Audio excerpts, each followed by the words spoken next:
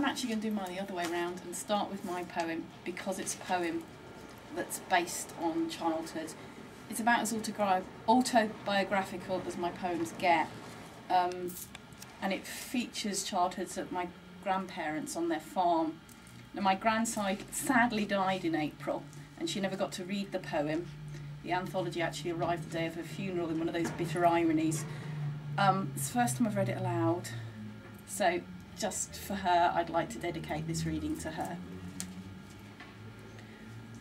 The Farmhouse Kitchen. Grandma's green Argus stove lid is raised like a giant bed warmer.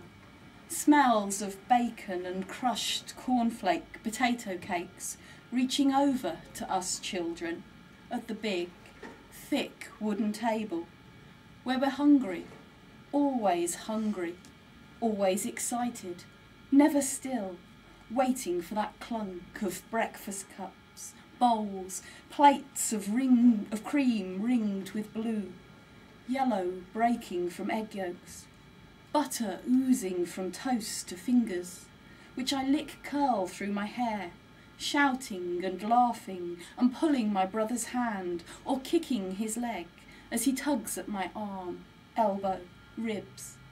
And all that time, my small, tired, rigid as a bowling pin grandma, smiling, while the big, big milk jug squats in the centre of the table, and Grandad's glasses scan the paper, silent, almost unmoving, except for that slight twist of wrist and fingers to turn the pages, a rustle then scratch of his crossword pen, until he finally looks up, chuckles, eyes jigging, as he picks up the big, blue-ringed jug, to lift its creamy contents to him, always full to brimming, never spilling.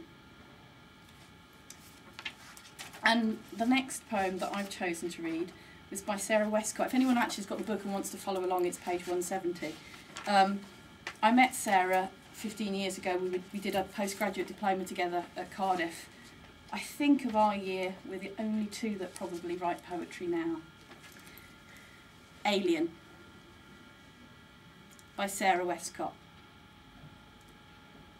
I arrive at night, touch down on your counterpane, feet first, like Mary Poppins.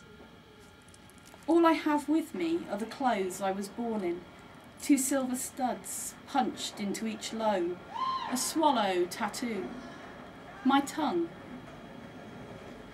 I move among you, feeling halogen, mistral, gorse scratch, longing, my new hair lifting and tangling under the eiderdown. The first shit is a revelation. The insistence of plaque shows me how you live. I learn to pack my bag with Pringles, toothpicks, the Lord's Prayer. Only when I'm swimming in enormous, liquid afternoons can I escape the circadian, look beyond the sky. For years I move beneath strip lighting, an angel hiding in the nettles, and none of you need ever know.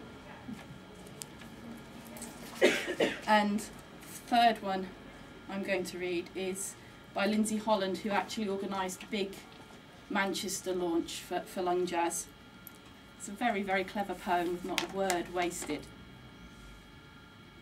Spiked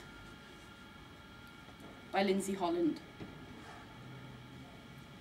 And then there's the day when a fast squirrel drops strange nuts into the bird bath.